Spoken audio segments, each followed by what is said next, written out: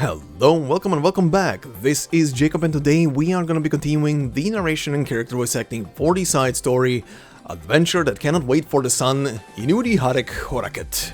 So then, part 3, and as always to anybody who is bumping into the voiceover through this very episode, you can find the full playlist in the description of this very video, so just click it and enjoy, and thank you very much. And speaking of thank yous, as always guys, thank you very much for the likes and the comments you leave behind on these episodes. Saw a couple of very interesting and also funny ones and informative ones on the previous part, so thank you for those, including one of them being about a certain cuss word that was used by a certain red-headed protagonist of this story.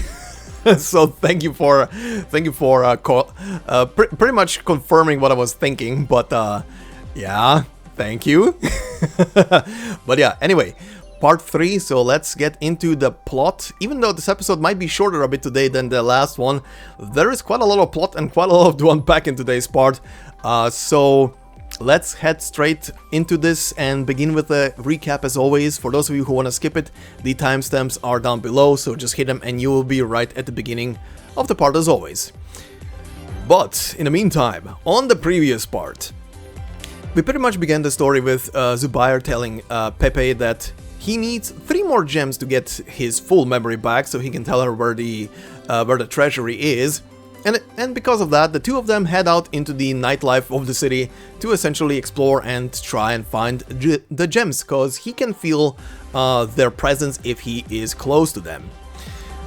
But in the meantime, Lazvar, aka Sand Reckoner, is instructing his 2 pets, Mio and Woof, to go and look for the very same gems that the party is looking for.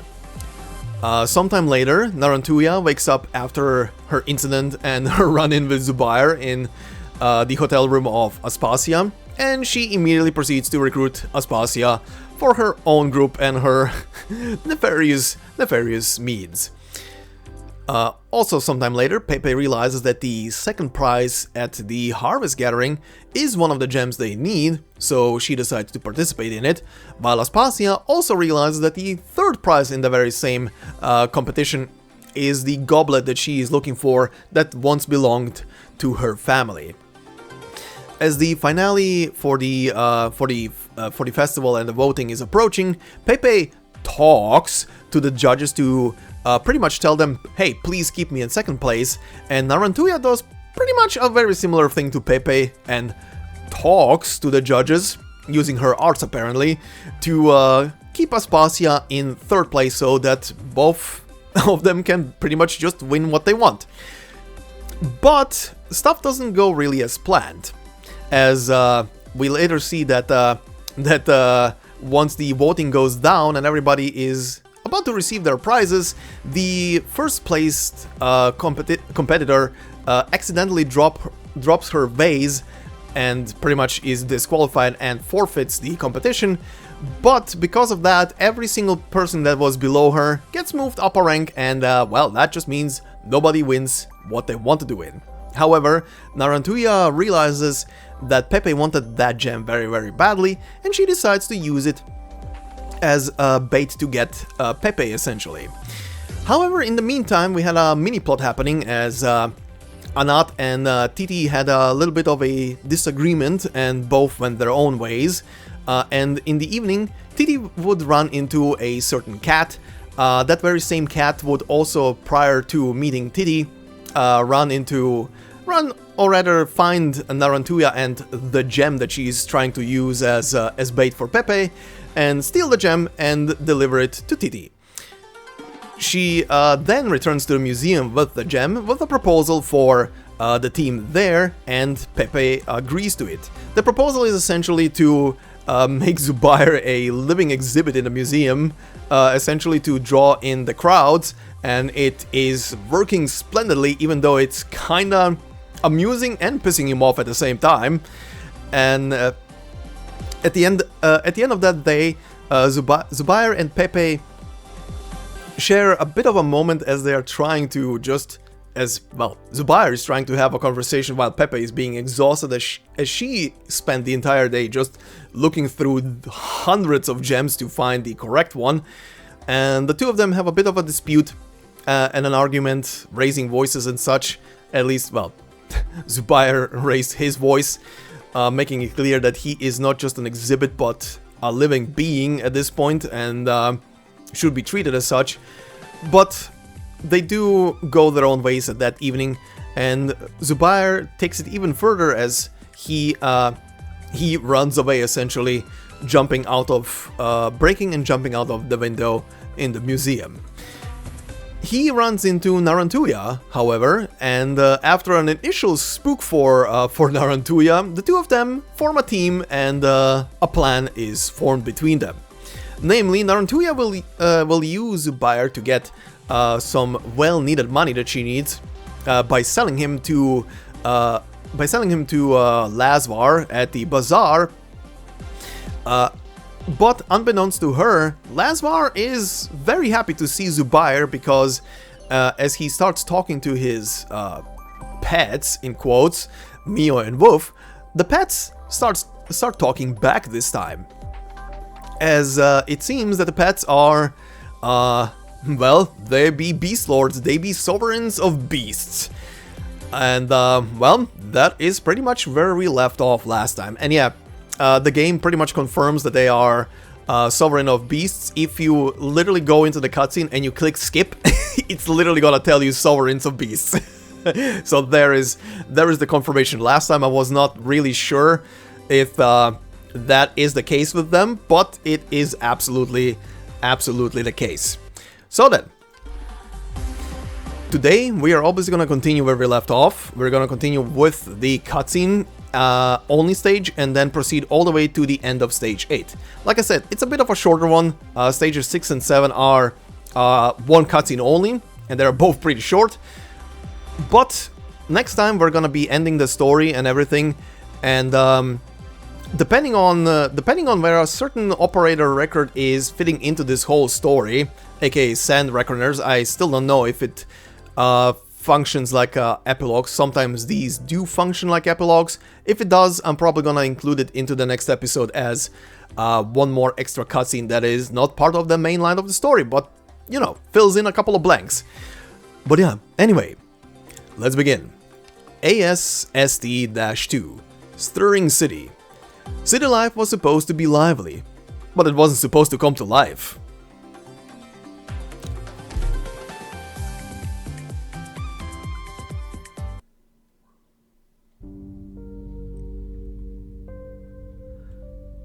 It seems that Zubayr broke the window and left on his own. I'll go find him and bring him back. Leave it to the museum, Pepe. You haven't had a proper rest for several days now. The envoy from the City of Gold is about to reach my father's territory, Anat. I need every second I can get. Pepe, you and Titi have gone through a lot of tidying up the damage to the museum. I suspect there are a few spots Zubayr might be. I'll go check them out right away. Do you know why I didn't want to lend you Zubayr at first, Pepe? After I got your letter saying you were coming back, I wanted to tell you, 2 months ago, I was on a business trip in your father's domain. There I saw that the envoy from the City of Gold had already arrived. Your brother's already gone to the city. You knew, but you never told me. You were so happy in your letter telling me what you found. You even used 20 exclamation marks in a row at one point. I didn't have the heart to tell you. Then why'd you lend him to me? You got me excited over nothing. This is a city of jewels, Pepe. There's just so many gems here that I thought you'd never find the ones you were looking for. I thought you might give up on your own when the time came. But the envoy was supposed to arrive in August, right? Why were they ahead of schedule? Your father wrote a letter requesting they come in advance. So they already decided a long time ago. They just didn't want me to kick up a fuss, so they waited until I was out looking for artifacts of the Shah before sending the kid off to the City of Gold. But he told me he would wait to see my discovery before making his decision. The elders always make their own decisions, Pepe. Nothing we can do about it. Did you see that brat too? Yeah, He must be real happy with himself, getting to go to the City of Gold. I don't know how many times we've fought in public or in private. I don't think he was particularly happy about it, Pepe. From what I could see, he looked like he's been hiding some sadness this whole time. He called me to the study that day, saying that it was unlikely the two of you would meet again in your lifetimes, and that he hoped that I could pass a few words on to you. What did he say? He said he hopes you will remember his voice. After that, he left. He didn't have much luggage on him, and only a portion of it was his. Everything else had to do with you and your father. Pepe? Ever since I was little, everyone would tell me how becoming the Shahanshah's historian would continue my family's honorable legacy. But honor is usually bought with sacrifice and devotion, Anat. Entering the City of Gold and becoming the historian means never leaving ever again, never to see your friends or family. All that comes with you is your scrolls and books. But, you really hate being chained to a desk, don't you, Pepe? Yep. I wanted to spend my entire life walking across Sargon, free to look for every remnant and vestige left behind by history. But I couldn't do all that, because I couldn't let the boy get what he wanted. Is it so tough for you to let your brother get his way that you'd rather be unhappy yourself? Ever since we were little, everyone who saw him would praise him as a quiet yet cool-headed boy, perfect historian material. I was the only one who knew how bad he was, and that he loved fooling around. Making him sit in front of a table for more than a second was torture for him. Then why did the two of you fight over the position of court historian? Because he didn't want me to go to the City of Gold. He didn't want me stuck there by myself. So I'm kinda the same. I didn't want him to be stuck there by himself either.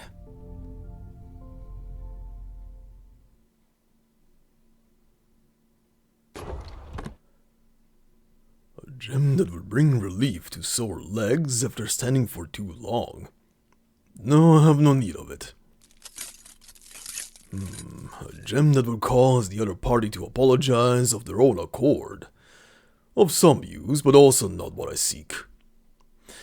I can sense that the gem is extremely close, but there are far, far too many jewels in this house.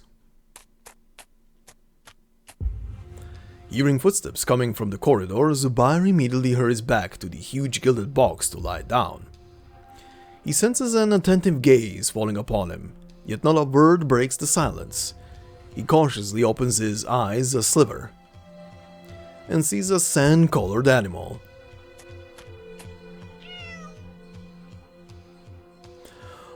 Oh, this cannot be.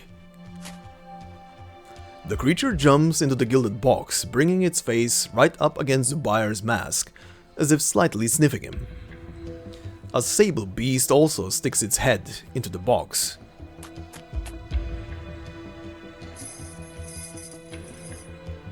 Mio, wolf? Seems your memory is nearly back to normal. The scent does not lie. You are no fake. Shut it, wolf.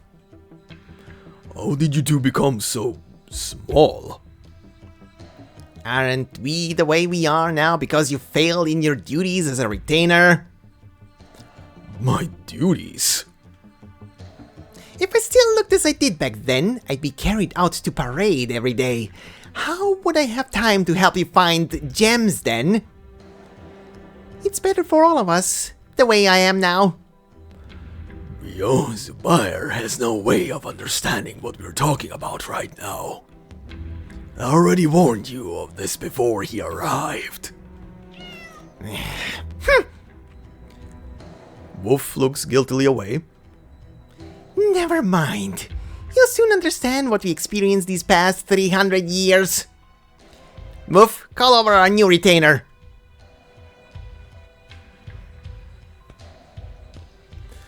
The young overseer walks through a near-endless hallway to reach Zubayr. A blue foul bee suddenly flies atop the wall of the trading post, prodding at a mechanism inlaid within. The gears mash together in Springs Creek, and the foul beast plucks a gemstone out of the safe that just opened. It places the stone on a thick brown piece of velvet on a tray, presenting it to the overseer. His gaze is calm. His gaze is impassioned. I am pleased to meet you, Zubayr Effendi. No. Rather, long time no see. This stone is one of my weights. In addition to this gem trading posts, there are also all the jewels circulating through the Grand Bazaar. I would like to know, Zubayr Effendi, if all these gems together would outweigh the soul of a sinner.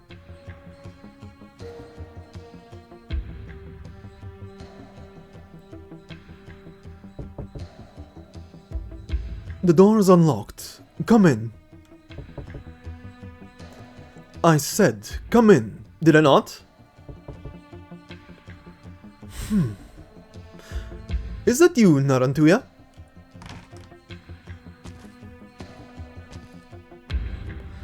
There is no one in the black of night outside, but the rapping on the door continues. Aspasia looks up and sees a construct of exceedingly ancient make clinging to the top of the door.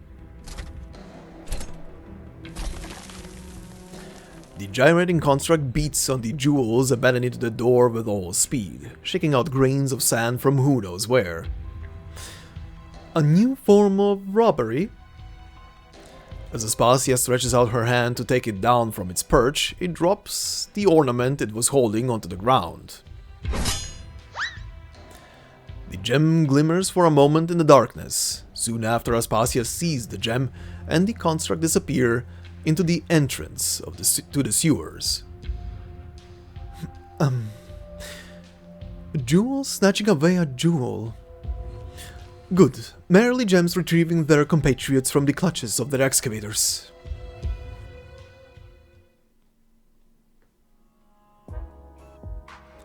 To history. To the dead. To our dear Narantuya. Even though she's not here. But she's the one who treated us to all this carob juice. I never knew a mummy could be that valuable. How about we go check out the museum storehouse tomorrow and see if we can scrounge up another dead guy? Oh, Achazi, ye of little thought. Only looking for the dead in the museum? Can't you see the big picture here? We need to go look for the dead people outside the museum too. Yeah, you're right. But wouldn't we become officers of the law if we did that? Did you lose something, Ajazi? I feel like you're not your usual self. Huh? No, definitely haven't lost anything here. A great bandit like me wouldn't let anything of mine get stolen. Now shut up already and keep drinking.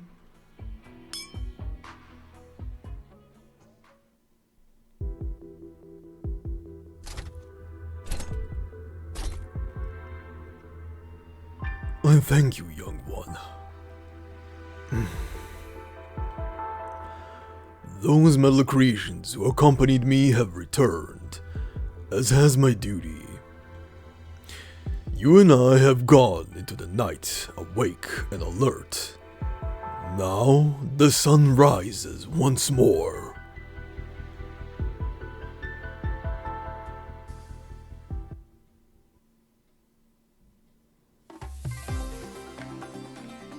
Okay then, well, first and foremost, rip Pepe's dream of going to the Golden City. Apparently brother is already there, and yeah, we are not stopping there. This is gonna get a bit sadder. This is gonna get a tiny bit sadder. This story has some very bittersweet stuff, not gonna lie. But yeah, that, and then the plot thickens around Zubayr, the Beast Lords, and even Lazvar at this point seems to be deeply connected to the whole spiel. Well, let's see where this is gonna go then. Moving on to stage 6. titled Whispers of the Past. Some are willing to live with fleeting regret forever.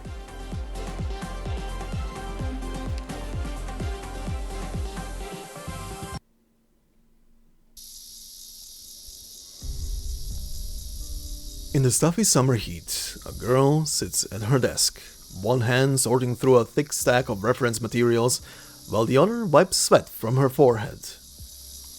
She hears footsteps behind her but doesn't bother to turn around. There are almonds on the desk, but he already knows. Why are you still reading, my dear sister? It's such a fine and sunny afternoon, my dear sister.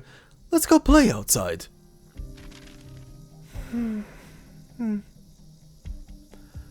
You don't plan to sit with your nose in those dusty papyrus scrolls your entire life, do you, my dear sister?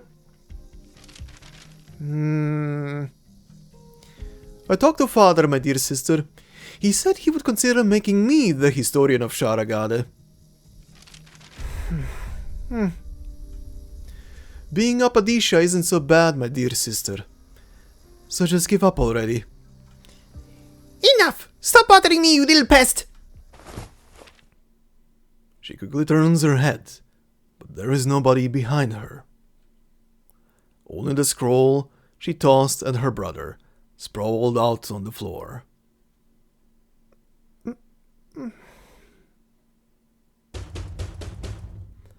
Are you there, Pepe? Quick, let me in! I'm here. Come in. I've been sending you messages on the communicator. Why didn't you respond? I turned it off. I've been looking at books and scrolls all night. What happened? A lot happened last night. Did you seriously not hear a thing holed up in here? Nope. Didn't hear a peep. You sealing yourself away to work is really... Forget it. I don't even know where to start. Just hear it yourself. Emergencies across multiple districts of Menat. Many metallic humanoid constructs have broken into homes and stolen large quantities of gems. Residents have reported these robberies to the city guard, and the captain assures us that an investigation is currently underway. Metallic humanoid constructs. According to an eyewitness, he saw these metallic constructs breaking out from the museum last night. What? Well, everything I wanted to say the radio already said.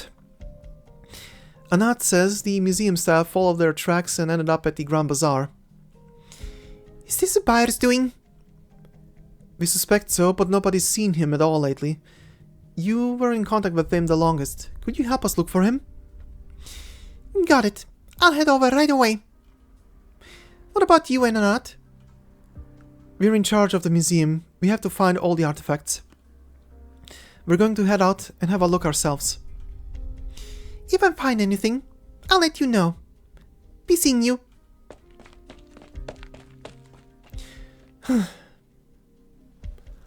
Hold on. We interrupt this program for some breaking news. Residents have noticed the water coming out of their taps is muddy and full of silt. The city guard reports that they have dispatched emergency teams to inspect the city's old underground water pipes. Due to their complexity, this process will take some time. Just what is going on here?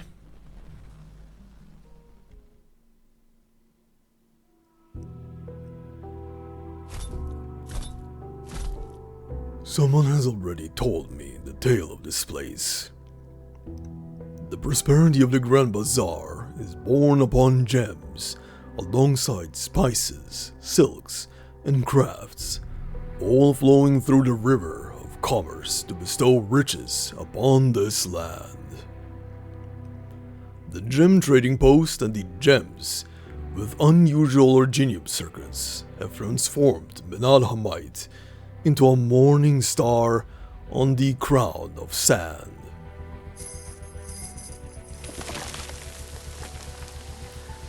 Several houses begin to turn into sand, People throw open their windows or rush out their doors, staring in disbelief at the ancient buildings they have lived in for generations, and then at Zubayr, who stands in the middle of the street. But Zubayr pays them no heed. He stoops down and picks up a piece of jewelry from the pooling sands, its gem glinting within the metallic helix structure under the sun. The fresco you mentioned is straight ahead, Zubayr Effendi. My mother's father once told me that the painting depicts the lives of ancient Sargonians and records the birth of Menat-Ha'mait. Even if the river dries and the city is buried beneath the sands, it will not fade.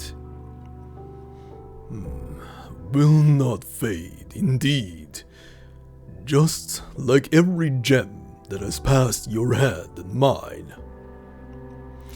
But it was neither dried river nor burial by sand that brought calamity to the city of yore, but a flood that destroyed even the peaks of the grand edifices.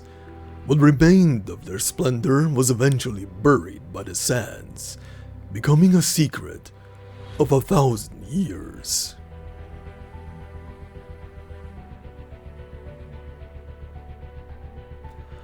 Each rise of the sun and fall of the moons is a tiny repeat of the endless cycle. The brevity of a day and the span of a lifetime. The birth of a new city, the fall of an empire, and mountains to dust are but all similar repetitions. Effendi, if I may, I believe that while the fresco captures only a fleeting moment from centuries past, its value lies in that this moment will be repeated countless times to its beholders. The Shah ordered this fresco made not to ensure his name would be remembered throughout history. He hoped to leave behind his interpretations of time and life, to serve as a foundation that the people yet to come could imitate. Here did the Shah of past and future build his trove, and so it was that during the long Aslan Wars, which raged after his death, countless lords Amir coveted this place. Until the hellish heatwave from the far south brought great change to the climate. A devastating flood ensued, toppling walls, diverting rivers, and leaving the land forever scarred. And so the people searched the sands for traces of the trove, but found nothing. Thus did they believe it was washed away in the deluge. The treasure hunters of the Lords Amir left, where the artisans and merchants came, establishing a new settlement by the riverside. I have been watchful of all that transpires here. I was ordered to guard the trove. That is my duty. I dwell beneath the sands, fending off miscreants who dared approach for countless moons. As for you, young one, you should know better than any other. The Shah's treasure trove lies beneath this city.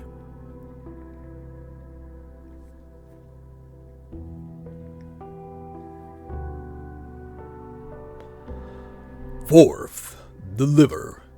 We go into the night, awake and alert, for duty and obligation. I thank you for returning this gem to me. It has restored more of my memories.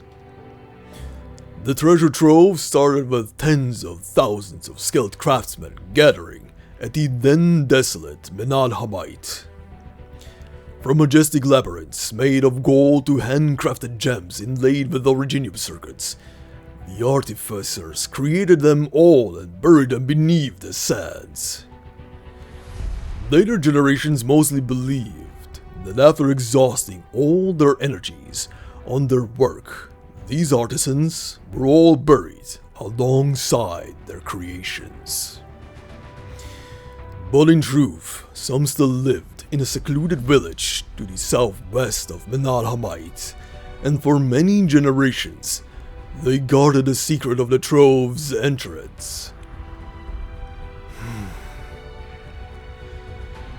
It is now your turn to speak, young one. What follows next involves the story of your family. The young overseer shuts his eyes tight, as though drowning in the heavy sands of memory. The tale has been passed down from generation to generation, seared into the mind like the scorching sun above the desert. Its heat burning, singeing, and blistering. 300 years ago, an army comprised of the forces of many Lords Amir and Padishas found that village. They interrogated the villagers on the location of the trove's entrance, cutting the hands off of anyone who refused to speak.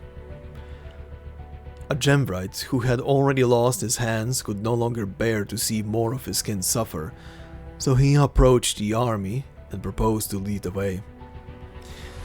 Before the trove, he watched the terrible battle between the army and its guardian unfold. He saw that though the guardian was defeated, the gates would not open without his arts. The furious army cut open the guardian's chest, plundering every gem inlaid within and without his body.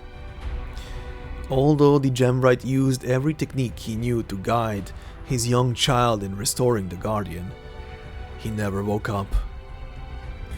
After that, a set of scales was set up in the Grand Bazaar of Menat-Ha'mait. Once an adult, the Gemvrite's child buried the guardian, then established a trading post, specializing in gems. His descendants have been waiting there ever since. Every generation did all they could to ensure Menat-Ha'mait's gem trade would become even more prosperous. Whether it takes 100 years or 1,000, the day will come when the people scour the sands of Sargon, and all the gems will gather in this city once more, and I shall return them to you. The overseer dares not open his eyes as he feels Zubayr's sistrum press upon his chest.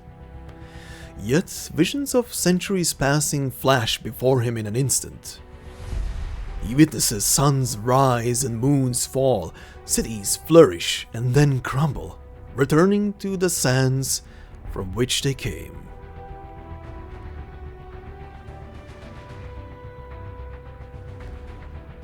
He sees the ancient guardian walking in the boundless desert. The guardian spreads his arms, basking in the lights of the stars, facing eastwards to welcome the sunrise. Feeling watched, the guardian looks down and meets the young overseer's eyes. Under his merciful gaze, the overseer trembles. He trembles in anticipation of the momentous words the guardian is about to utter. Your family's journey for penitence has been long indeed. You are all free now.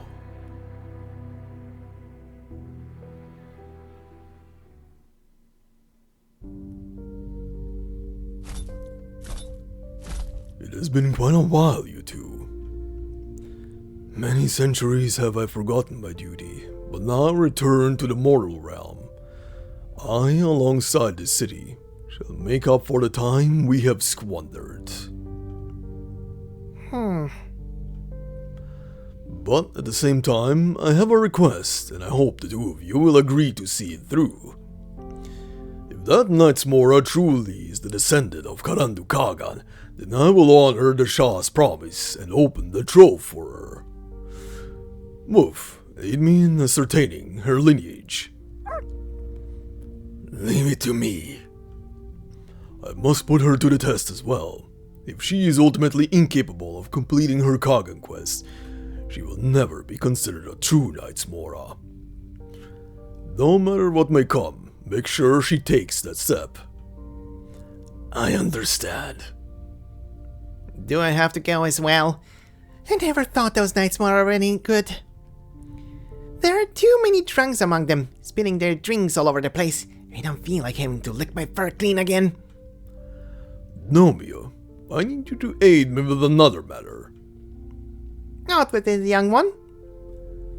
After I sank into slumber, the Shah's treasure trove suffered heavy damage, and the dereliction of my duty. I must admit that even with the constructs at my side, my strength would not be enough to hold back the combined armies of the Lord Zamir and the Padishas. Just tell me your decision. I'll get it done for you, like I always do. I met a girl. I believe she can help me. Following the footsteps of the Shah, she found one of my lost gems.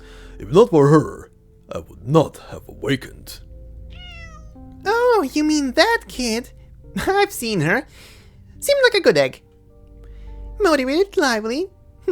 Too bad she's a little too stubborn. Reminds me of her. Indeed, after searching through my memories, the girl's conduct and demeanor feel rather familiar. She reminds me of my elder sister. When we walked down the streets of the City of Gold, she could tell me the origin of every brick and tile. She was especially fascinated by the things of yore. What do you want me to do with the girl, Zubayr? I need a companion, one who will await the Shah's return alongside me. Help me confirm if she's worthy, Mia. If that's your wish, Zubayr, then I shall go.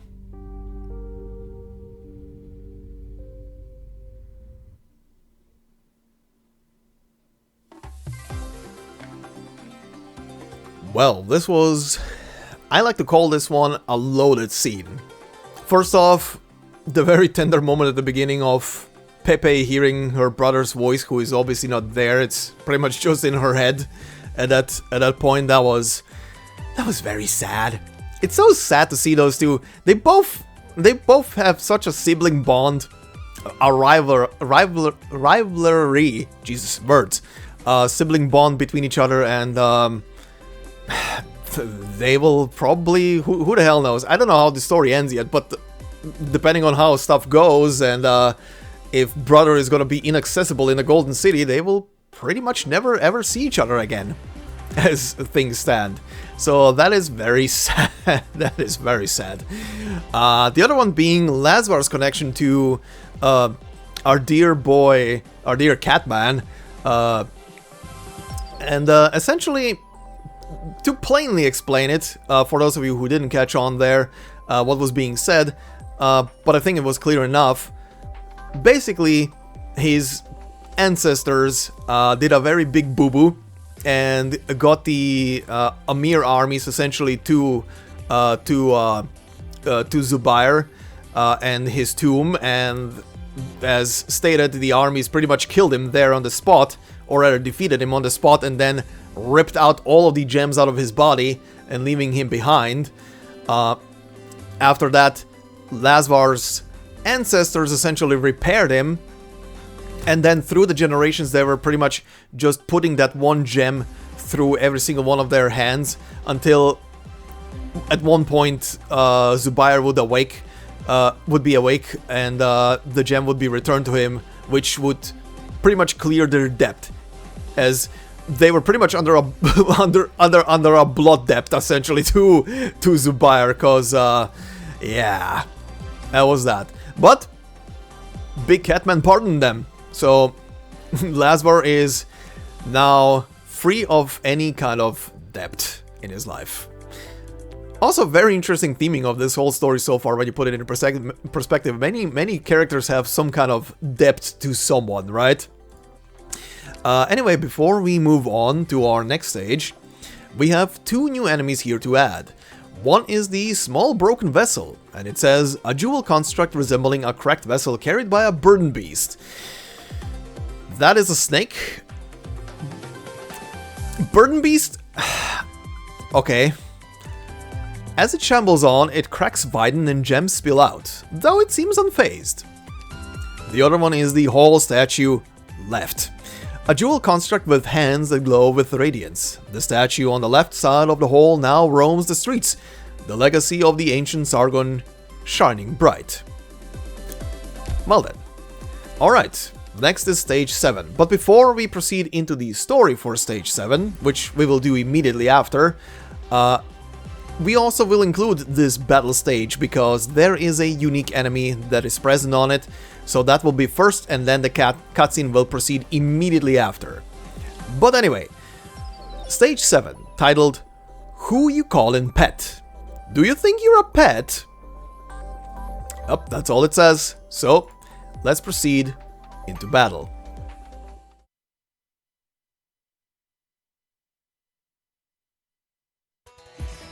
The clockwork foul beast has taken flight. この水滴はどこに落ちるのかしら。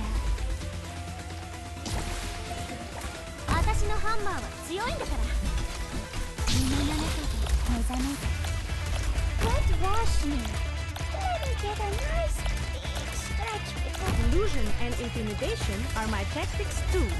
敵の掩体を破ったよ。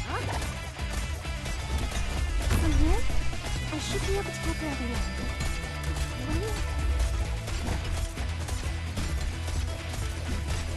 Treasures always lead to carnage.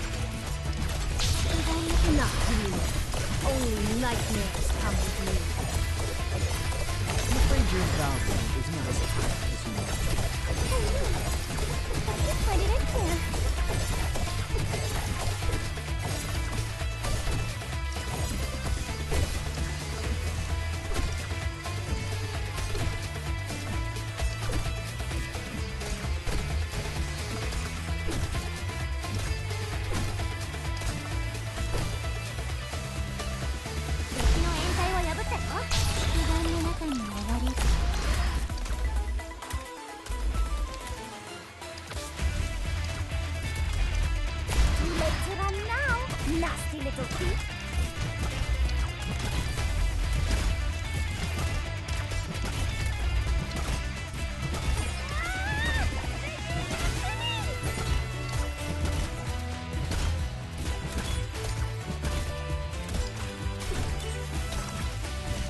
Enough, you. Only nightmares come with me.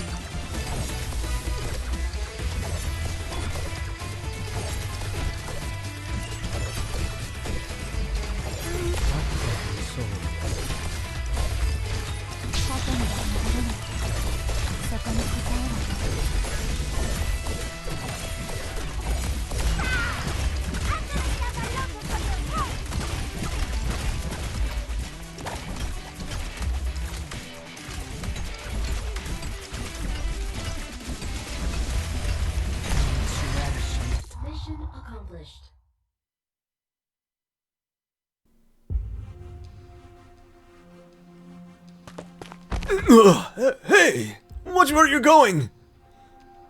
Sorry, Effendi. I was in a hurry. Are you okay?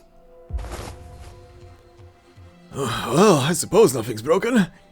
Where are you off to in such a hurry? Don't you know there's trouble? First those metal constructs sent all the gems in the city to the Grand Bazaar. Now they're tearing down houses and chasing us out of the bazaar. The constructs are tearing down houses. Yeah, there are flying stones and debris everywhere. Hey! Why are you still going that way? Did you hear what I said? I need to see what's going on. What do you think you can do, girl? Hey, girl!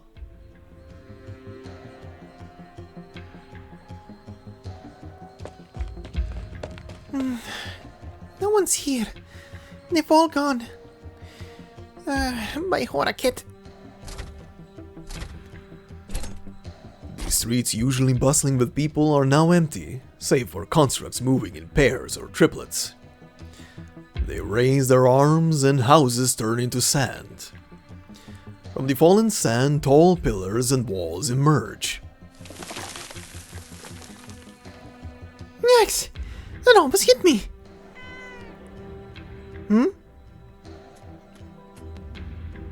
was that? Huh. Where did this critter come from? Go. This is no place for you. Go. Shoo! The animal is not daunted by her shooing and instead sits down to leisurely lick its own fur.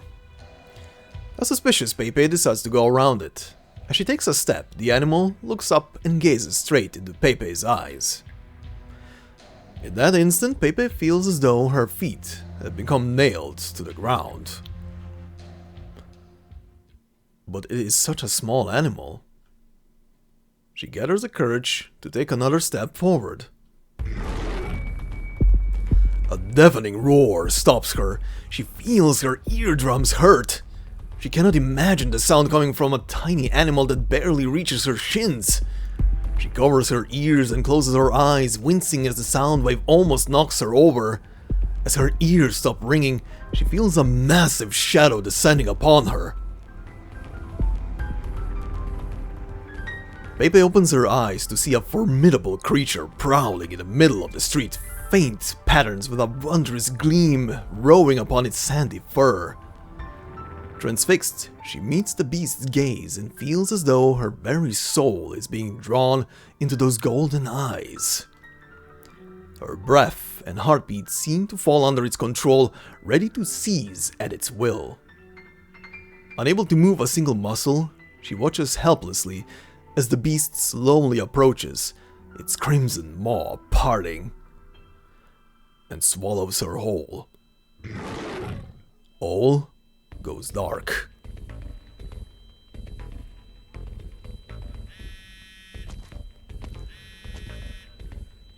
Anat, acting curator of Varjavandabad Museum. Yes, we are aware, but unfortunately we do not have the resources. Our experts are being deployed across the city. We do not currently have the manpower to assess your losses. Of course we value your sponsorship, but Anat, acting curator of Varjavandabad Museum.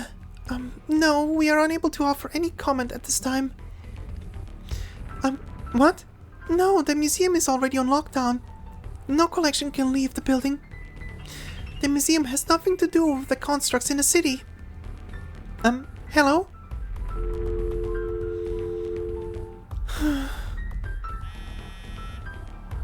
Anat, acting curator of Varjavandabad Museum. Sorry, we're getting a lot of sand and dust here. I assure you, on behalf of Varjavandabad Museum, that we will offer restoration services at the earliest opportunity. Appraisal? The constructs have built a statue in your garden, and several pillars. May I have a description? Yes, the ornaments you described fit the traits of 1st century art style. It had gone into decline prior to the founding of Menat-Ha'mait, and many of its techniques are considered lost. I will send someone as soon as possible. Titi, can you go over?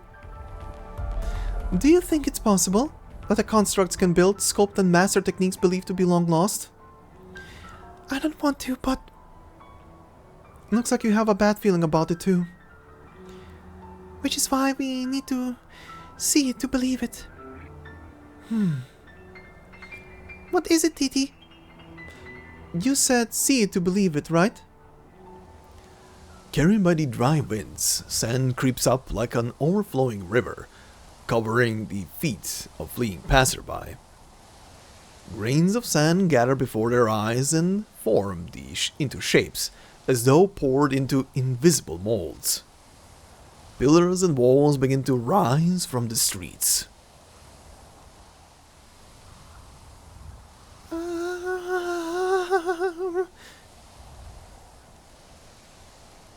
These reliefs and patterns imitating originium circuits, coupled with the worship of sundials and time, representative of the era when Lugalszargus' influence was at its strongest.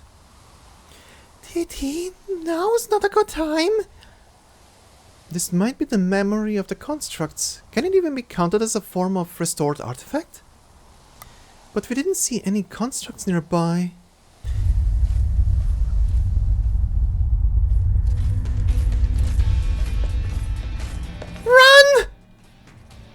Where did it come from, anyway? Questions later, Titi. You've got to run faster than me and pull me along. We're done for if we run at my speed. Don't worry, you're running fast enough. Hang in there, try not to pass out, and let me observe them a little longer. Oh, and don't look back. Probably not good for your heart to see them smashing the curator's favorite murals to pieces. What? The museum that the curator entrusted to me. The Padisha's favorite museum. It's all over. Have mercy on me, Shah. Watch over me, exalted Lugalszargus. Watch out! Great Harek, I pray to you again. Allow your child to see your face again. I want to see the sunrise tomorrow. I want to see it shine once more on the museum. The babbling Anat trips and falls. Titi catches her just before her face hits the ground. But the two of them hear a loud noise. It sounds like a machine turning on.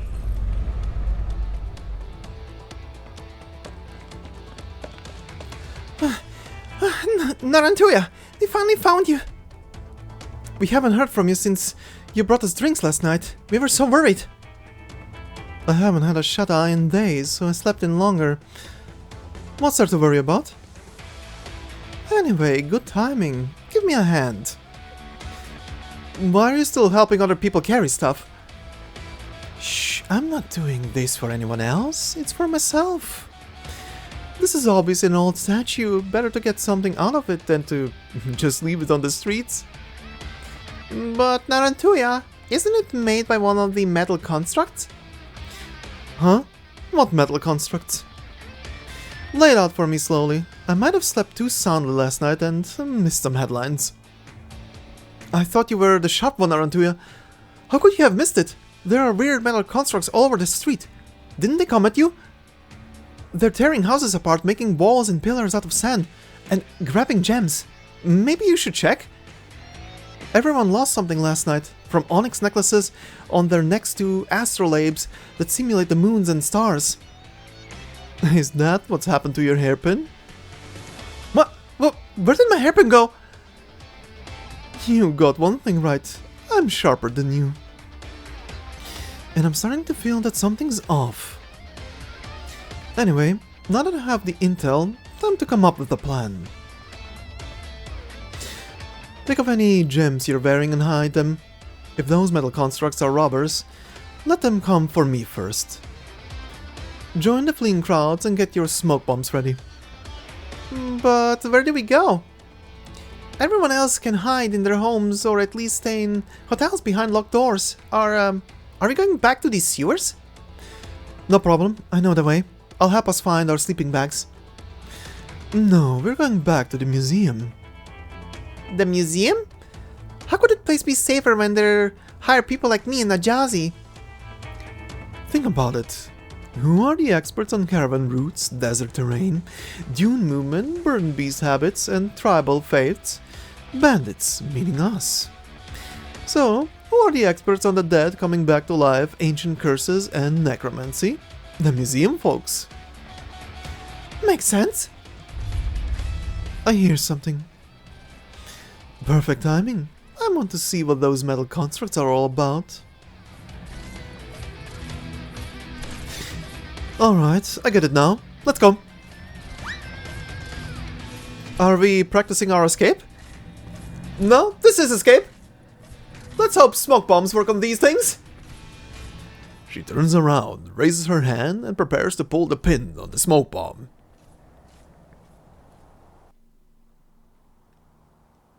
Suddenly, the streets grow quiet. The sound of marching machines disappears. All the metal constructs Narantuya can see slow down. They stop chasing them around and gather around Narantuya. Calm and docile, they watch like tame burden beasts as Narantuya walks past them. And back. What the hey? Am I dreaming? It's not a dream, Narantuya. I pinched myself just now. It hurt.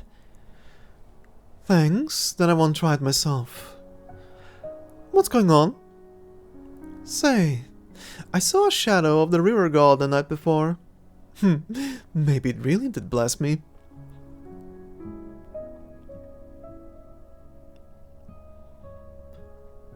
I understand now. Ajaz, you're Johnny. Go on to the museum without me. What about you? Divine duty. I need to find someone. The river god must have wanted me to act a hero and show Aspasia that I am the boss.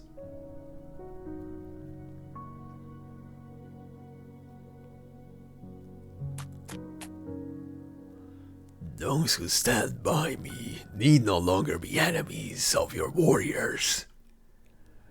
The jewel constructs are following the pact of the two human sovereigns 1,000 years ago. They recognize her blood. You were right, Zubayr. She is the descendant of Narantuya. Come, young Knight Samora. Walk into the dream.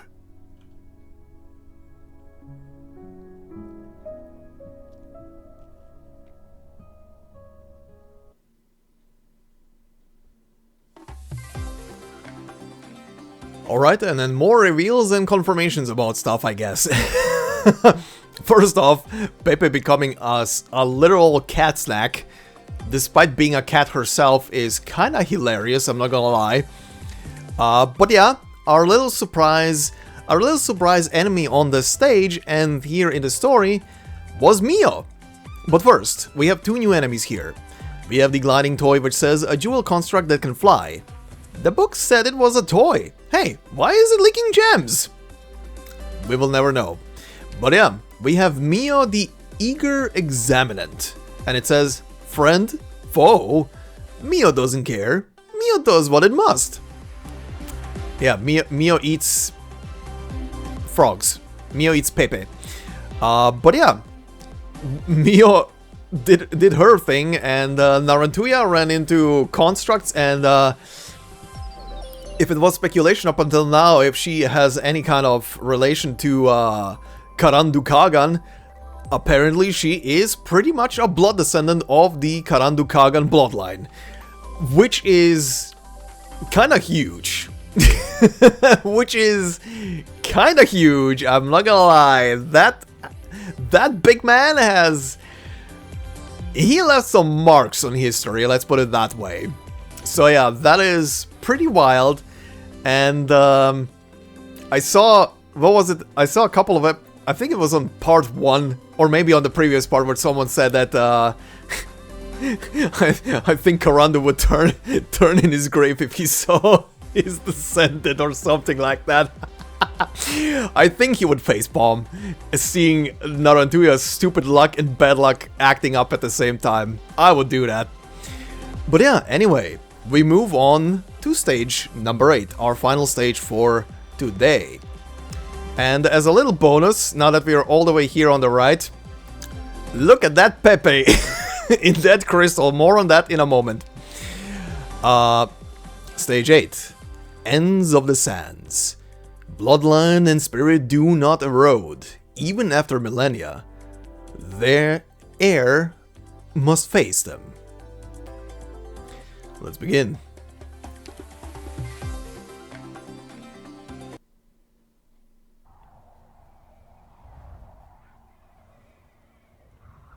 You should all bless me. Bless me with a dance under the morning sun and the tapping of your scabbards. Oh, right, I forgot you sold your swords. Then beat the pots and pans. Play the anvil like a drum with your pens. They say the roads to Menat-Ha'mait are paved with jewels. Well, I'm heading for that road now. I know most of you will tell me to stop being delusional, but why can't I make it rich? Why can't I buy us the best life? I have to try.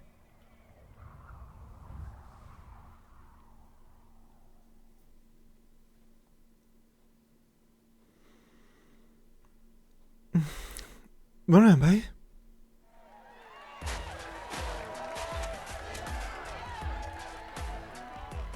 Oh, my departure ceremony.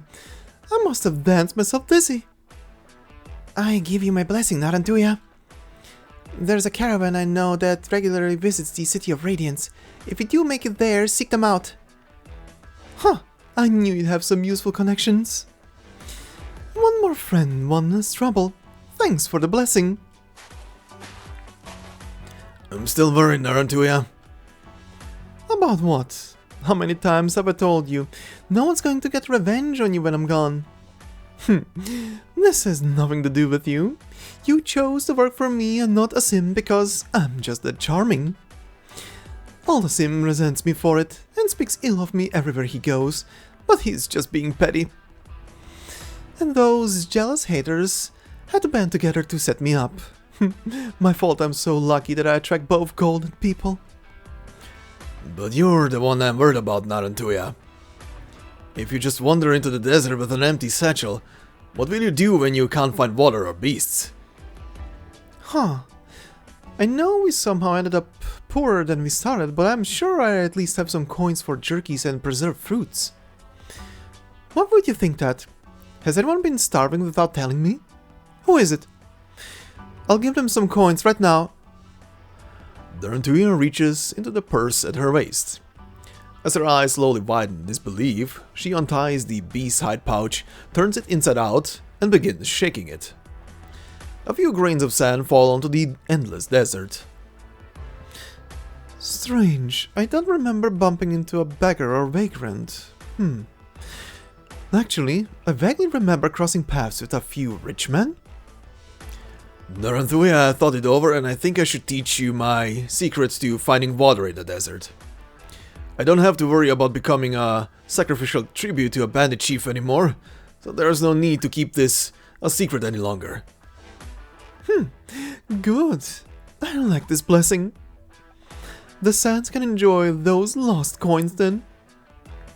I'm worried too, Narantuya. And what are you worried about? That I'll abduct another child slave from a caravan who will replace you as most illiterate? I'm worried about the 2 black blades of yours. You haven't used or maintained them for a long time. It's precisely because maintenance is a chore that I avoid using these antiques. I much prefer modern materials and mechanical forging. Wait, where are my blades? And my dagger? And my supply of paralyzing toxins and spore casks? I'm worried about your tendency to pick up new recruits, Narantuya. You'll be setting out alone. It's great if you could get some useful crew, but most of the time it's people like me and Ajazi that you have to save. Setting out alone? You girls aren't coming with me to the City of Radiance? Which is why Ajazi and I worked for 2 months in a logging camp, and threw all the coins we saved into a river they say flows into the City of Radiance. I hope you will find them when the river floods, and that your Kagan quest goes smoothly. Okay, I appreciate this blessing too, even though the rainforest is at the downstream of the river. Wait, didn't you say Kagan quest? Yes, your Kagan quest. You're all set for it, right? No. When did that happen? Come to think of it, I am indeed all by myself with nothing but the weapons from my parents right now. Pass on the city. I'm out. The young knight's Mora turns and strides over to the burden beast pack.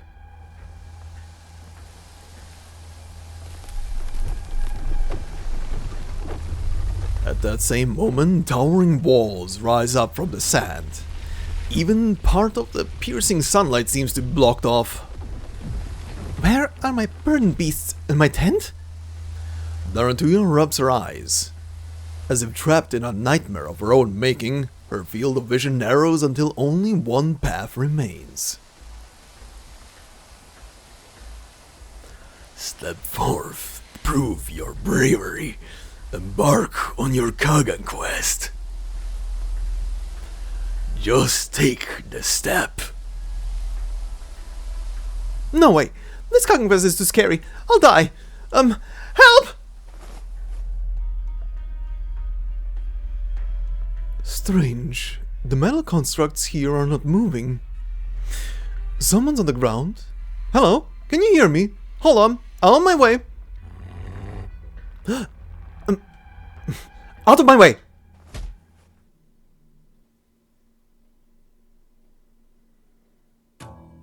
What did you say? I was just lying on the ground and a giant back piece had its paw on my head. I think it's a back piece, but I failed to catch the creature before it vanished into the sand and dust. It's no wonder my head hurt while I was dreaming. There was a voice I heard making oh sounds. My face is fine though, right? Yes. How did you chase the back beast away? I spent so long yelling at it in my dream with no luck. The situation was urgent, so I resorted to force. Wow. Why didn't I think of that? Sometimes violence is the solution. I knew you'd be a reliable subordinate. Thanks a lot. Wait. No, you're not a subordinate. We'd best be leaving. These constructs could start moving at any time. It's not safe here. Seems pretty safe to me. The river god presented me with a chance to prove my heroism, and I ended up falling asleep on the street. The dream was nice though, at least the first half of it. The streets are in chaos, while you lay on the sands and had a good dream? Yep, I dreamt about my departure ceremony. Everyone was cheering me on, even their beat was spot on. How nice would it be if my former subordinates were actually that supportive when I was setting out for Menat-Ha'mait? I talked to Jazi and Ajani briefly after you left the hotel. Did I tell you most people think I'm delusional? They did. But consider this, if one has to eventually wake from one's dream, why not indulge in a bit of fantasy before that happens? Can't help but laugh. Perhaps there remains much of each other that we do not know. But for now, I'm simply glad to see you safe. Aspasia extends her hand to Narantuya. So, does that mean we're all good? Hold on.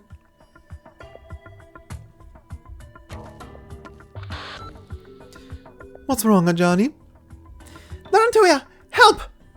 The museum isn't safe at all!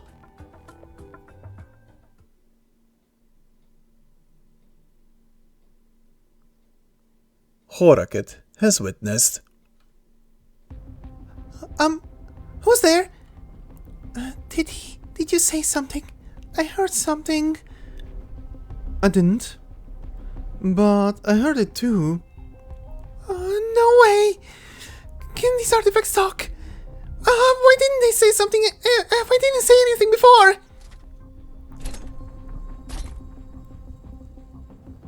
Guardian of Eternity, please answer. Please answer. Please answer. Answer what?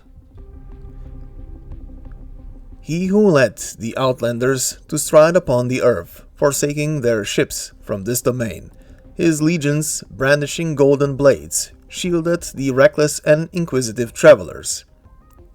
Bitter and sweet his challenge did contain, drawn from those who traversed through his realm. In the sands beneath his feet rest bones and charred stones from the distant northwest. Tell me the name that people remember him by.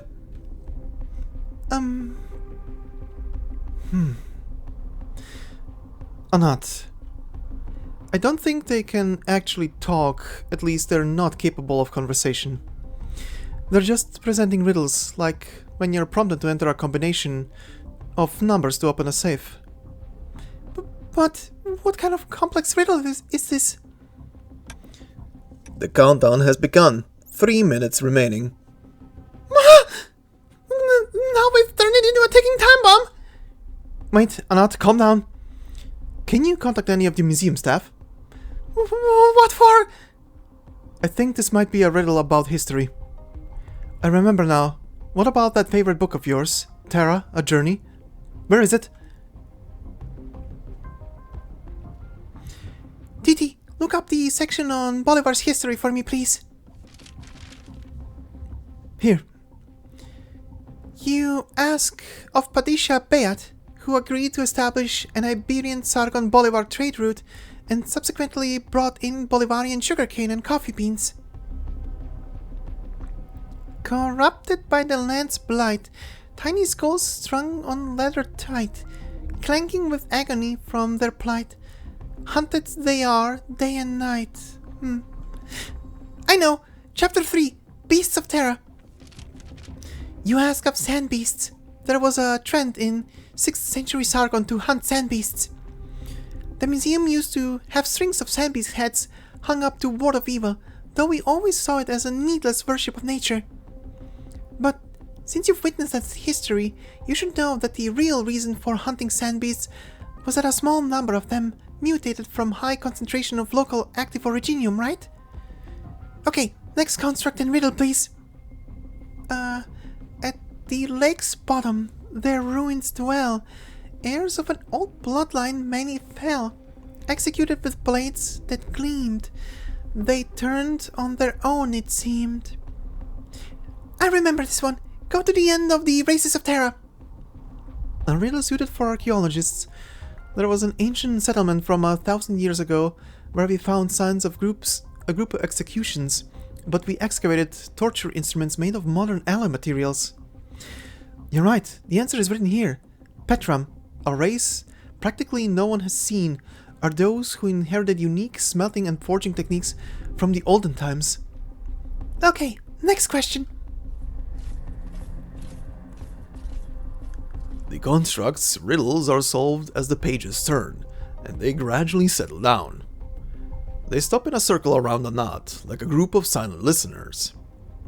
Anat recalls the moment right before she gave her first speech.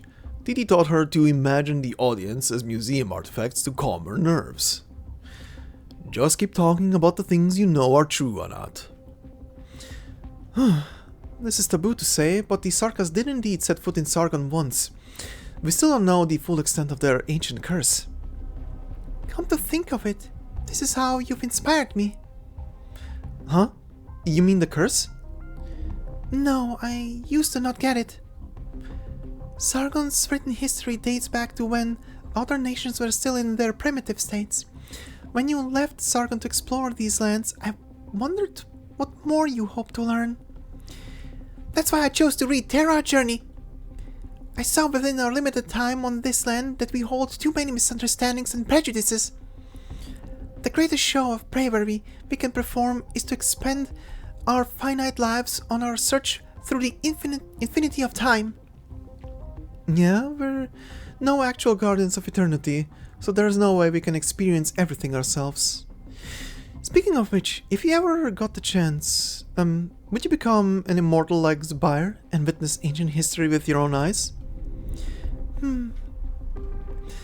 Actually, I've been thinking, if these constructs are using history riddles to verify if we are worthy of controlling them, then what was the word that activated this verification mode of theirs? And what exactly was their creator thinking when they chose this command word, Harek?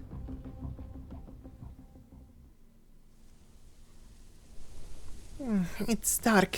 Where am I? I'm in that monster's belly.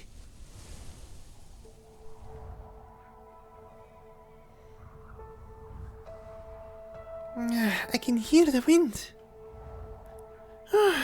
What's up ahead? A lake in the desert?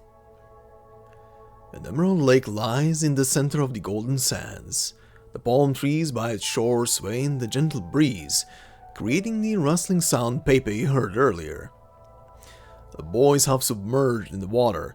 After a moment, he suddenly sits up with a beautiful golden fin in hand. He holds the fin with both hands and carefully makes his way towards Pepe. Kid, do you know... Look at my catch, sister. Sister? Who are you calling sister? What are you talking about? Father says he plans to bury mother here, in her hometown. He also wants to erect a beautiful tomb for her, with a pretty pond full of lotuses. I will leave this golden fin in that pond and it will keep Mother company for me. What's that got to do with me? Sister, Stop calling me that. You don't look anything like my brother. Father, will continue with this expedition. Mother's departure will not stop him. He asked us if we wish to stay here or follow him eastward. What are you talking about, boy? I can't make sense of what you're saying. I wish to follow Father to the east, to see and conquer lands farther away than here. Come with me, sister. Bring your reed pen and papyrus. You will see many sights worth recording, and I shall accomplish great undertakings, as Father has. I will become the protagonist of your writings. Let's go together, sister. Hey, little guy. I'll have to pass. I'll follow you and Father Zubayr. Who? Pepe turns her head and sees a girl holding a white lotus, with a similar golden lotus on her forehead, sparkling in the sun. The decoration reminds Pepe of something, and she lightly touches her own head. At that moment, the sun seems to make her head spin.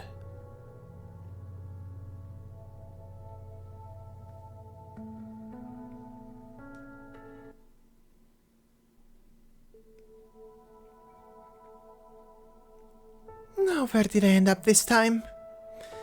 A waterfall? Pepe sees the same boy by the waterfall with his head down, washing something. She quickens her steps in a bid to get the boy to notice her, and realizes he has grown taller and more mature since she last saw him. The boy has become a young man.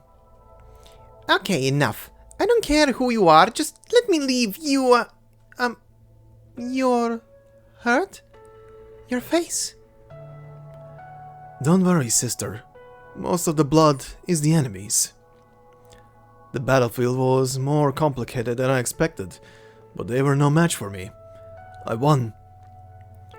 Zubayr, I went to a temple in the Arsalan rainforest and I got a blessed amulet for you. I pray it can protect you from harm. I'm not afraid of wounds, sister. These scars prove I have grown. Pepe looks down and spots a longsword lying horizontally by the half-kneeling youth. Several streams of fresh blood flow from the sword down into the nearby pool, dyeing the water pink. Pepe turns her head and sees the girl behind her with a gentle smile on her face, but also concern in her eyes. She turns back only to find the scenery around her has changed once again.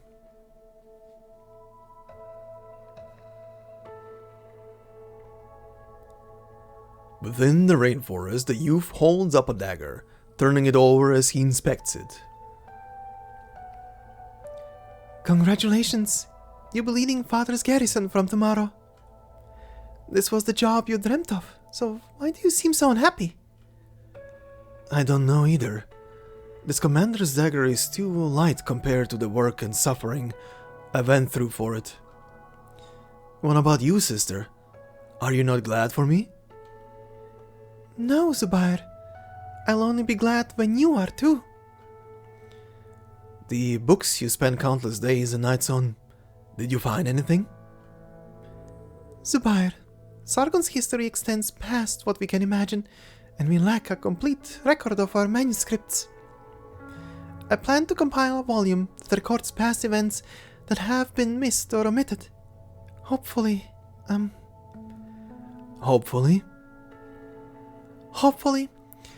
it will complete the account of Sargon's history. That will be a thick book. There are so many people you'd have to include. Father has agreed to my idea. He has promised to help me. Very nice. I see we've both achieved what we wanted. Pepe watches the boy sheath his dagger as he smiles at his sister.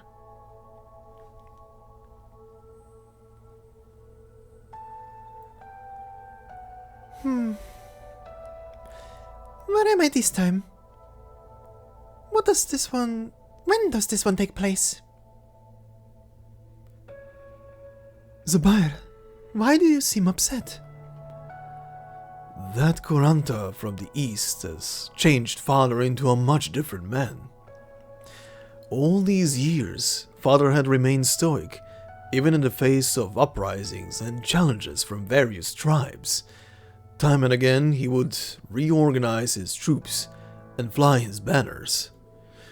When Father sliced his enemies apart with his sword, even the warm blood that spurted from their necks could not melt the cold gaze behind his mask. But that night's Mora, when Father fought him, I could almost see sparks, not just from their clashing weapons, but also in his eyes. I had never seen him look at anyone with such fervor.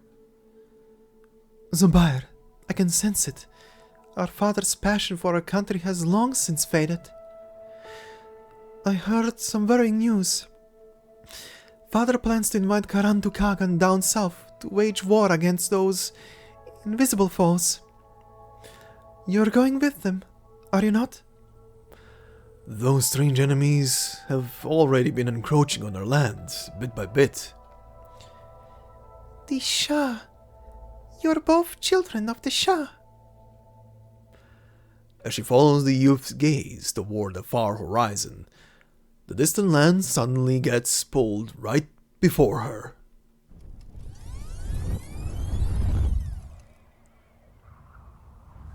Pepe sees a barren desert devoid of green as her eyelids are buffeted by sand. The foreign hotlands. What happened? How are you feeling, Zubayr? I'm fine, sister. I'll need to remove your bandages to reapply the medicine.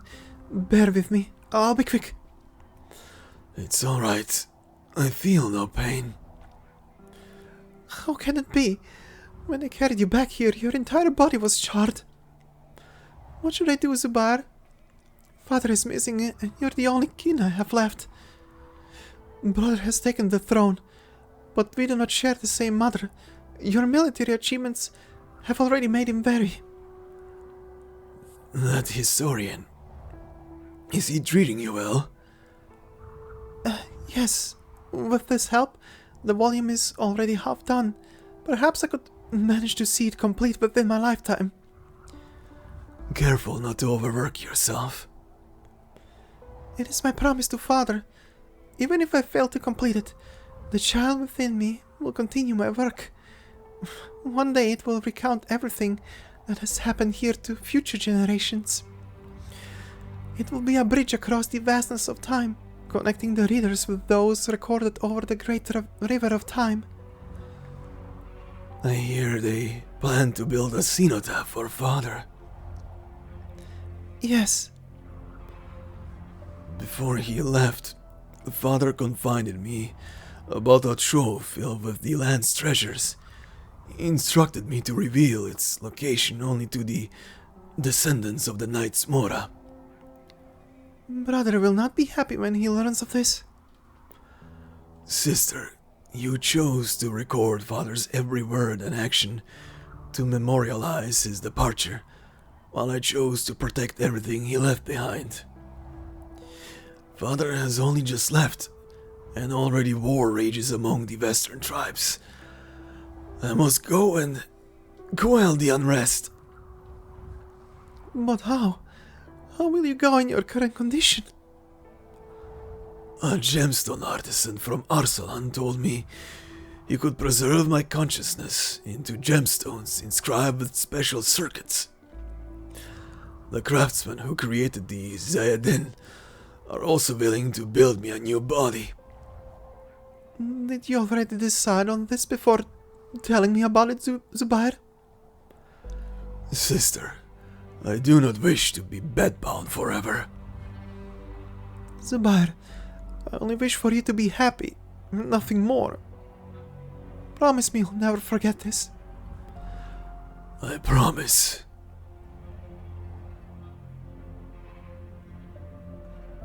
Where am I? So dark. Is anyone here? Why can't I talk? Right, I can't move at all. My limbs are all bound so tightly. Are you ready? I'm about to remove the brain. Brain? Administer more sedative.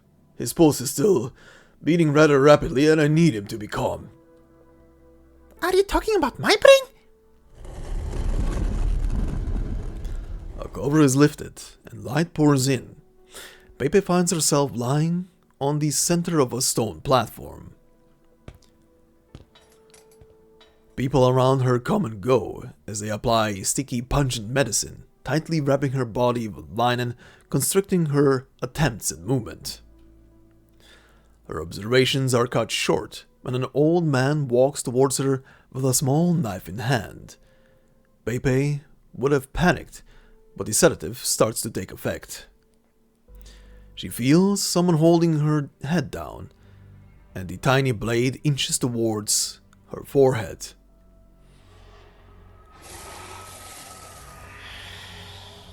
Is this what Zubayr went through? When they transferred his consciousness, he was still alive.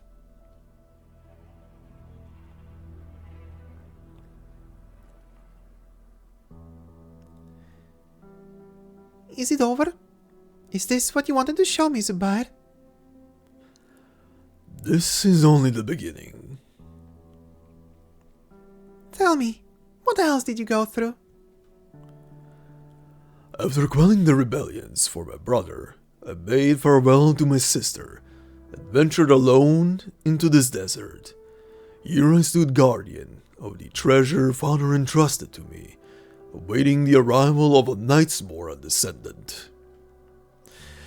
Yet through the long centuries of change, the Knightsmora have forgotten father's promise to Karandu Kagan. They never came, even when I was vanquished and sealed beneath the sands. And you spent nearly 1,000 years just waiting here. I have witnessed lives come into being and pass away, cities rise and fall. With prosperity comes decline, and with life comes death, an inevitability for all. And with each end comes a new beginning, the cycle repeating endlessly. Father was right.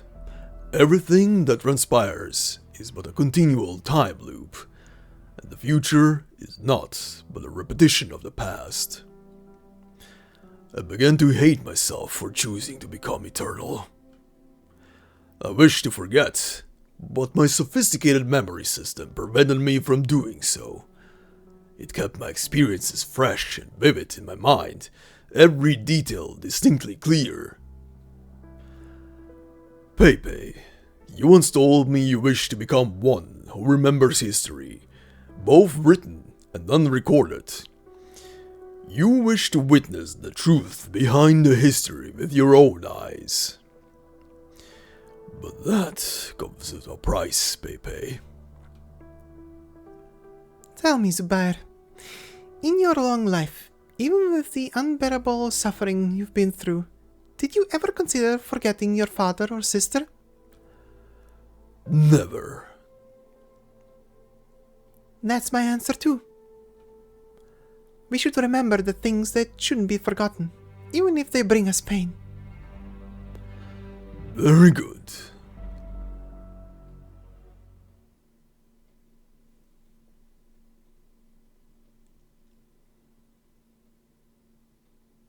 I'm back. There is no gigantic voracious beast, moist rainforest, or a scorching sandstorm. In the middle of the street sits only a small animal, casually licking its fur. Why did you bring me inside Zubayr's memories? It was a test he set for you. You could only see him if you passed it. Was he the one talking to me inside the illusion? No, that was actually me. Though the question was indeed his. Did I pass? You failed. So just run off back to wherever you came from, little girl. He seemed pretty satisfied with my answer, though. No, you just imagine it. I have to see him. He's the one who started the unrest in the city, so only he can stop it. Besides, he's the only one who can help me reach the City of Gold, so I can't miss this last chance. Silly girl. Do you think being the historian of the Sharagali is a good thing? You serve at the hand of the Shahanshah, and so your tongue is cut out to ensure you can never speak his secrets. You write only what the Shahanshah wants written. You are no longer yourself, only a gilded mouthpiece. Is this what you want, foolish girl? Where did you learn all that? The City of Gold isn't a place some random animal can wander into. Foolish girl. My first human pet was Lugalszargus' own daughter. I saw with my own eyes when the poor girl had her tongue cut out by her very brother. What? Enough, Mio. She has passed Zubayr's test. Speak no more and let her pass. He awaits you at the second last house, in the third alley from here. Remember this. Once you enter, knock thrice on the left door, then push the right door open. You will see him there. Insolent cur, she didn't pass the test. Why did you tell her? She passed the test, Mio. Enough of this. She did not, if I say so. She failed. You fool, do you want this girl to... Release me! Our mission is complete. Let's go.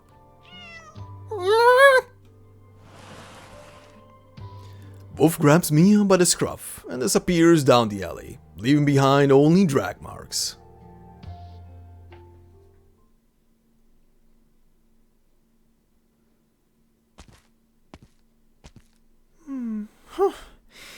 Third alley, second last house. Knock thrice on the left door. And then open the right.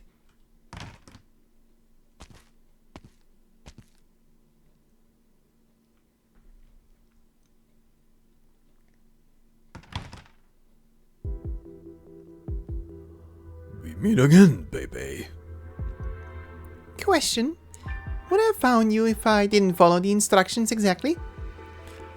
Actually, you would have found me no matter which door you opened. The key is whether you truly wish to meet me. Zubayr, I've come here with a hammer. Do you intend to intimidate me with force? I can't promise I won't use it. We don't have much time left, so just answer my questions, truthfully. Ask your questions, Pepe. I will answer them faithfully. Not out of fear, but because it is my choice. Have you found the fourth gemstone? Yes, someone was keeping it safe for me. Their family passed it down through the generations, waiting for the day I would awaken and return. Did you decide to destroy the entire city the moment you got it? The whole place is in chaos because of the jewel constructs.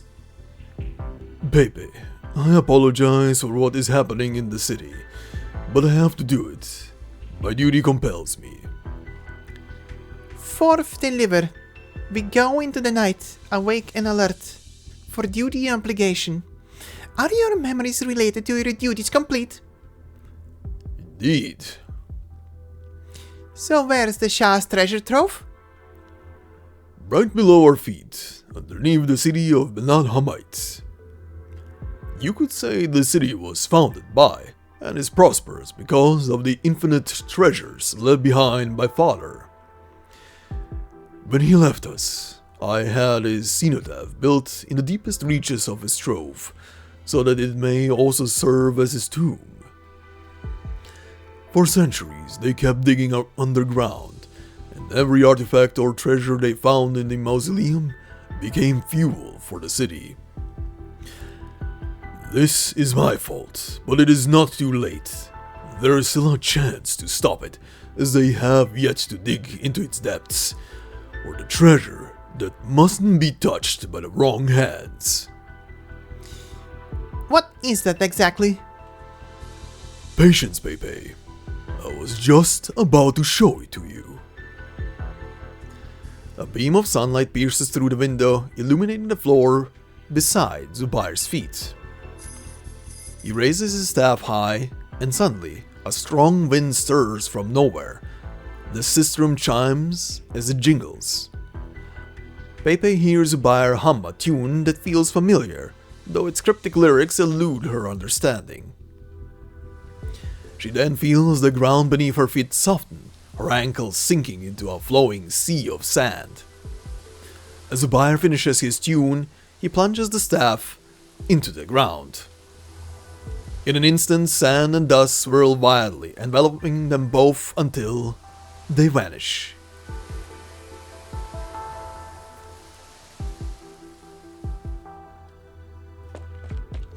Water! Bring some water! Hurry! Your curator spoke too much and is having a heat stroke! Bad news, Medjehtiqedti. I'm afraid the museum hasn't had running water for a while now. Or to be more precise, sand is pouring out of the taps. Can't even stop it. Do you work here? I don't recognize you. No, wait, sand? Pouring from the taps? Yep. By the way, we met your staff at the entrance and he asked me to pass on this leave request and a bunch of books. It was unclear where he was headed. The river water is too muddy to be used, and all the nearby water canals are full of nothing but sand. And all of these happened while we made our way here, as quick as a rising tide. Talk about a flood festival, only in sand. Hey, Hanim, why you turn so quiet? Bad time to make witty comments, I see. Anat, wake up, hurry! We're going to die!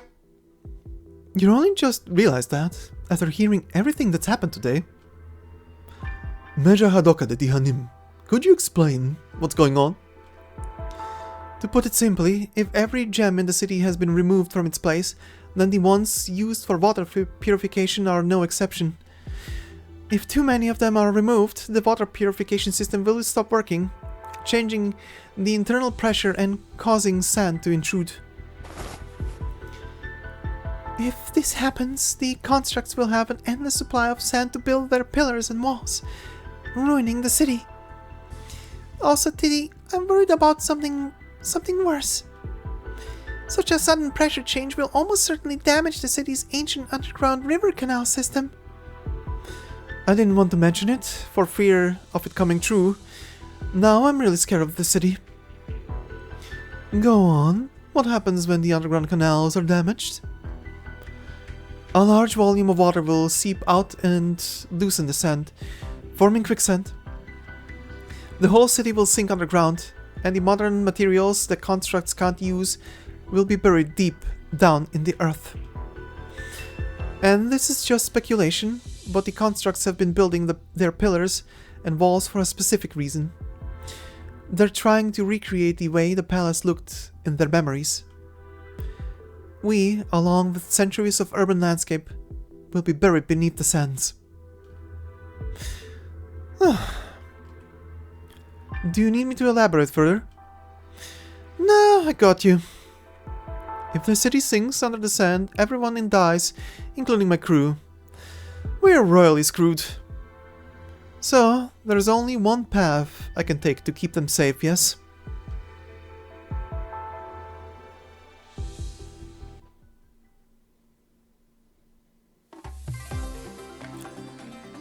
Alright, and that was another serving of stuff, but before I get into anything, first we have one new enemy here on this stage, which is the Bejeweled Slab Defender. Strange entities sighted among the jewel constructs. No one knows which exhibit they came from, but no one can miss the stone slabs that they wield. Indeed. Okay, now first off, before I say anything about Pepe and her bloodline, let me first let me first say something else. What the fuck, Aspasia? She got them tackled the Beast Lord. She got them tackled the Beast Lord, and the Beast Lord ran away with its tail between its legs. What the hell is this woman? Why is she not playable yet? I want her playable stat. That has to happen tomorrow. What the fuck? She bloodthirstily tackled a Beast Lord. I mean, she didn't know it, but what? What? Okay, that happened. This woman better be a 6-star. If they make her playable at some point, this woman better be a 6-star. I swear. I freaking swear. But yeah, anyway, that was a scene. But let's get to the meat and potatoes of the scene.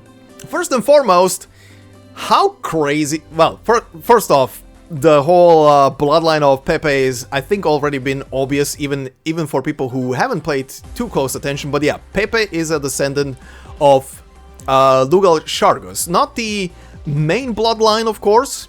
That would be Siege. That would be essentially the Aslan family that is currently ending in Siege, aka Alexandrina Vina Victoria.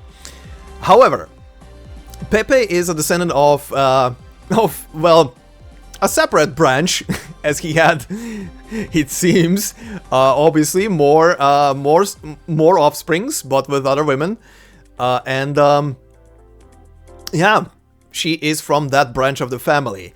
And funnily enough, even though they were playing it up that her and Zubayr are kind of like brother and sister already, they are technically family, which is very, well, not even technically, they are family. They literally are family.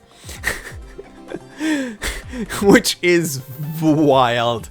I do love the implication as well that even though she acts aloof and everything, like she's kind of like a potentially different version or maybe reincarnation of Zubayr's sister in the past.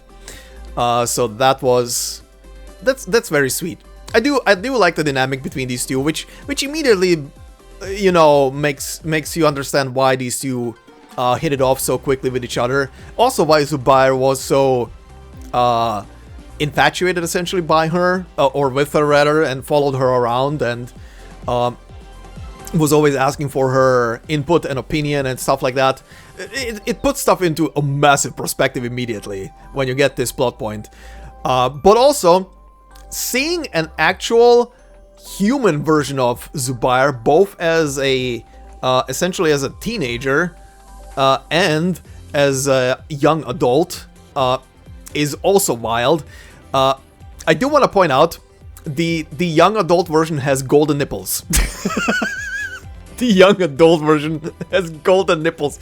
If anybody missed that, go back and take a look. I missed that the first time when I was reading through this. It only hit me later.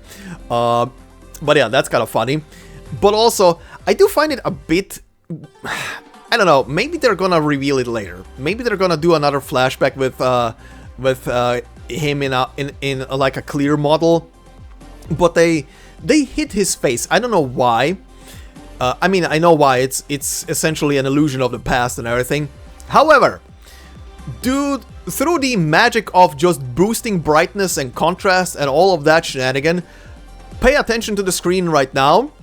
Right now, the face of the child version, I will put it on screen. It will be there. It will look absolutely horrendous because I'm boosting all the brightness and all the shit just to make his face visible. Pay attention to the ornament on the hair. Very familiar, right? And now the second one, the older version as well. Same thing, just I know it looks horrendous, but you know, that's literally the only way how I can get rid of the black spot. Yeah. Handsome face. And very beautiful looking eyes. I am kind of very pissed that they hit his face. I do not know if later in the story they're gonna show him properly, like his actual human form, like I said earlier. If they do, well, I went through the effort regardless to show you guys right now already. But yeah, that's gonna be it for today's part. So we're gonna proceed into the clip section as always here at the end. And yeah, enjoy those. And in the meantime, please consider leaving a like as always. Thank you very much. If you're new to the channel, consider subscribing for more content, of course, like this and much more, especially when it comes to Arknights. And of course, if you want to support me and my work more directly, you can do so through the memberships that are available on the channel. And as always, no video will be behind a membership. So thank you very much, and thank you to the members that are already there. And I will see you all in the next one. Until then, bye-bye. Your brother's already gone to the city. Oh. Oh. Oh, rip. Oh. Oh, that's sad. Oh. Did you see the brat too? The brat. Did you see the brat too? Yeah. He must be real happy with himself. Getting to go to the City of Gold. I don't know how many times we've fought in public or in private. I don't think he was particularly happy about it, Pepe. From what I could see, he looked like he's been hiding some sadness this whole time. Oh. What sadness? He called me to the study that day, saying that it was unlikely the two of you would meet again in your lifetimes, and that he hoped that I could pass a few words on to you. Oh, he misses his sister. What did he say? He said he hopes you will remember his voice. After that, he left. Oh. He didn't have much luggage on him, and only a portion of it was his. Everything else had to do with you and your father. Oh. Oh. But I couldn't do all that, because I couldn't let the boy get what he wanted. Okay. Very competitive with your brother. Is it so tough for you to let your brother get his way that you'd rather be unhappy yourself? Ever since we were little, everyone who saw him would praise him as a quiet yet cool-headed boy, perfect historian material. I was the one who knew how bad he was, and that he loved fooling around. Making him sit in front of a table for more than a second was torture for him. Oof. Then why did the two of you fight over the position of court historian? Because he didn't want me to go to the City of Gold. He didn't want me to be stuck there by myself. Oh. This whole bit. So I'm kinda the same. I don't want him to be stuck there by himself either. Oh.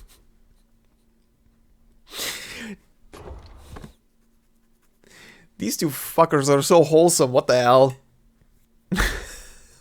Wow. Suddenly, like in every AK story, suddenly hitting the emotional portion, right? There has to be one in there somewhere, always. Being a Padisha isn't so bad, my dear sister. So just give up already. Enough! Stop bothering me, you little pest! She quickly turns her head, but there is nobody behind her. Oh. Oh. Oh, this is making me sad now. She feels a massive shadow descending upon her. Oh shit! Big kitty. Angry kitty. And swallows her whole. Oh! Numb? Pepe turned into a snack? I want to see what those metal constructs are all about. Alright, I get it now. Let's go. Well, that was fast. You were right, Zubayr. Oh! Oh, really? Really?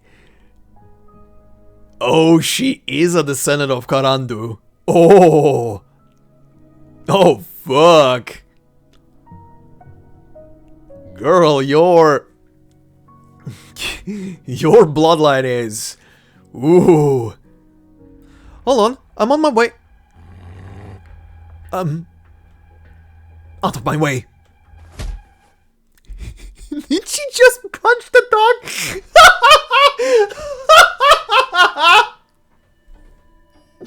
Holy shit, this woman! What the fuck? I don't know yet. I don't know yet. I think this is gonna make it in the clips, but I don't know yet what the dog actually is or the cat actually is. I'm thinking of beast lords. But if they are beast lords, did Aspasia just knock the shit out of a beast lord? What is this woman? What the fuck? Father will continue with his expedition. Mother's departure will not stop him. Father will continue with his expedition. Mother's departure will not stop him. Okay, mother's departure is easy. Her passing. Father will continue with his expedition. Oh, you son of a bitch. You were not just the general of Lugalszargus' army. You're his fucking son, aren't you? Administer more sedative. His pulse is still beating rather rapidly and I need him to be calm. Are you talking about my brain? Whoa! Well, you're experiencing something. He was still alive. Oh, Jesus. I mean... It never really crossed my mind, but yeah, that makes sense. To copy his mind, he had to be alive. But I never considered that they actually had to surgically remove his brain to copy it onto gems. Holy shit. I mean, to be fair, in Egyptian myth, in ancient Egypt, they did, in fact, if I remember correctly, remove people's brains and intestines for the